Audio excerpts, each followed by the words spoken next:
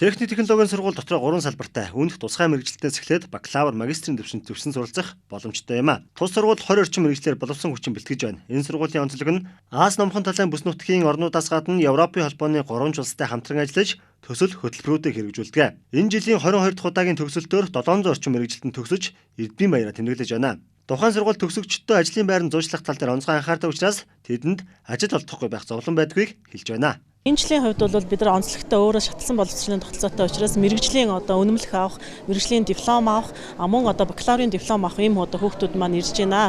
Тэгэхээр мэрэгжлийн сургалтаар 500 гаруй хүүхдүүд бол сурж байна. Сураад төгсөж байна. Энэ жилийн төгсөгчд нь хөдөлмөрийн зах зээл дээр яг мэрэгжилтэй ажилтнаар бол очиж байна.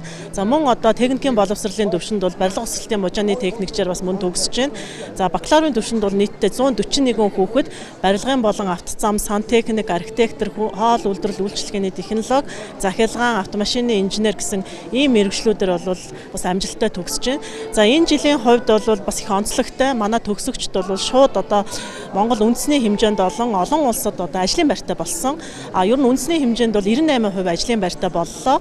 2% нь бол олон улсад ажлын байртай. Ялангуяа Японд бол барилгын инженерээр ажиллах урилга бас авч байна хүүхдүүд маань.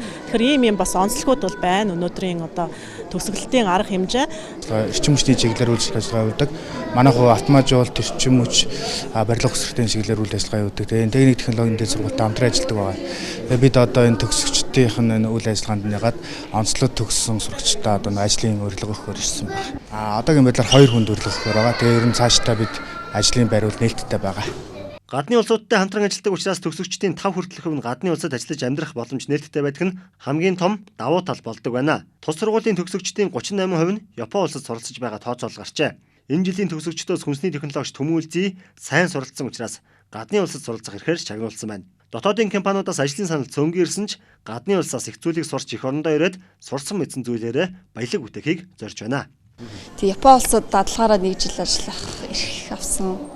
Корона гарч ирээ. Тэгээ ер нь хүмүүс тархлаа дэмжихийн тулд хоол аюул чухал юм байна гэж бодоод тэгээ ерөнхийдөө бол технологич болоод тархлаа дэмжих янз бүрийн гоё хоол зохион бүтээхийг хүсээд энэ мэргэжлийг сонгож авсан.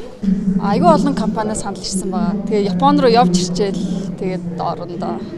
Энэ жил мэргэжлийн сургуулийг 500 гаруй хүн, харин бакалаврын төвшөнд 140 гаруй хүн мэргэжил эзэмшээд байна. Сургуулийн зүгээс доод хол нь 2 сая төгрөгийн цалинтай зах зээлд хамгийн эрэлттэй байгаа мэргэжлэр залуучуудыг төгсөж байгаагаа онцлоод суралцах хүсэлтэй хэн бүхэнд нээлттэй гэдгээч хэлсэн юм а.